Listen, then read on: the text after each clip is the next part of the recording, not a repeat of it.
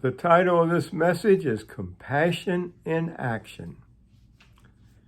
To get a picture of what is happening in these verses that I just read, consider that Jesus is in an ongoing battle against the powers of evil. There's a war going on. It has been the kingdom of God gets the kingdom of the devil from the beginning of his ministry. And Jesus is prevailing in the struggle. And for one reason only, prayer. For example, in Mark chapter 1, verses 35, very early in the morning, while it is still dark, Jesus gets up and goes out alone to a place, and there he prays. He prays because he wants to, because he needs to, because he has to. Prayer for Jesus is his time alone with God, a time to prepare for another day. He begins his day with the joy of God's presence. Then he's able to give of himself all day to the people in need. But first he has to receive from God. Jesus goes about advancing God's kingdom and pushing back the devil's forces. He's teaching in the synagogues, proclaiming the good news of God's love, and demonstrating the proof of the kingdom of God coming by healing and casting out the demons. Seeing the people lacking hope and direction, Jesus is filled with compassion.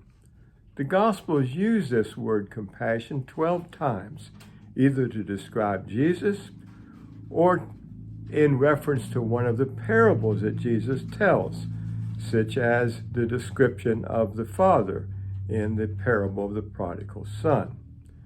Compassion is a translation of a Greek word which refers to the guts.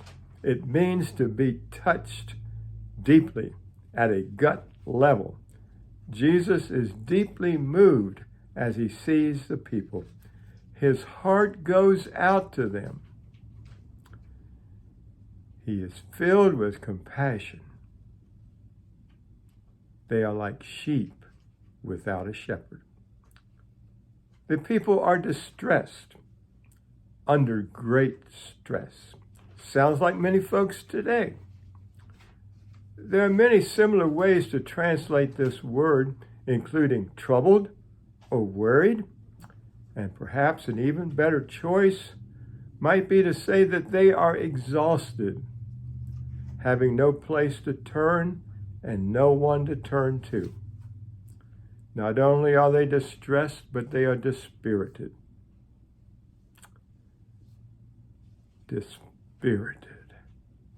Other choices for this word include dejected, helpless, let down, put down. Or to go along with the image of sheep needing a shepherd, they are scattered about. Jesus sees the people as being much like sheep without a shepherd, which are scattered about and exhausted, having no shepherd to guide or care for them. No wonder he's deeply touched with compassion for them. These verses mark a moment of transition in Matthew's writing of his gospel. Verse 35 summarizes much of Jesus' ministry up to this point. It demonstrates Jesus' work for caring for the people where he can, advancing the kingdom of God and pushing back against evil. Then verse 36 reveals Jesus' heart, his heart of compassion. And looking at Jesus, we see what God is like. God is like what we see Jesus. We see in Jesus the heart of God.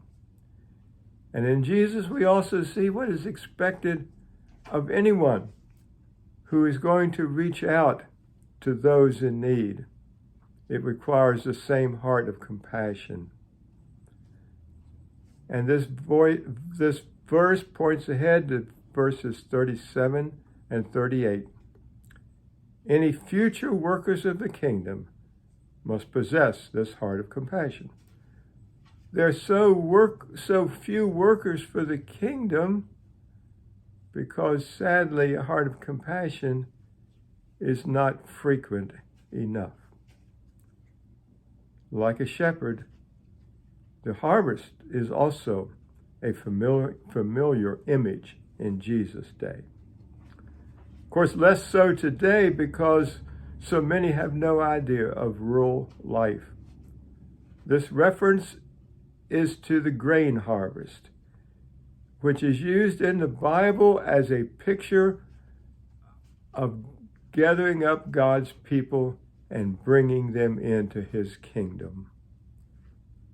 At harvest time, more workers are needed.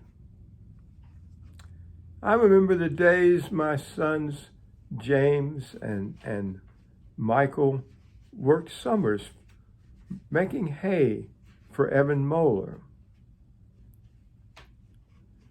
Now farmers can't find help.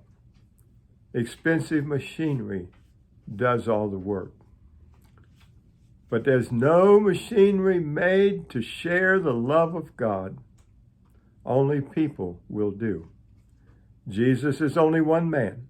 The need is great, but workers are few. What in the world is God to do? Like all else about the kingdom of God, it begins with prayer. Jesus issues a call for prayer. And then if we continue reading in chapter 10, we see that those who are called to pray for others to come with help end up answering their own prayers. His disciples are first asked to pray for workers, and then they become the workers that Jesus needs. He sends them out 2 by 2 with the good news of God's care and love.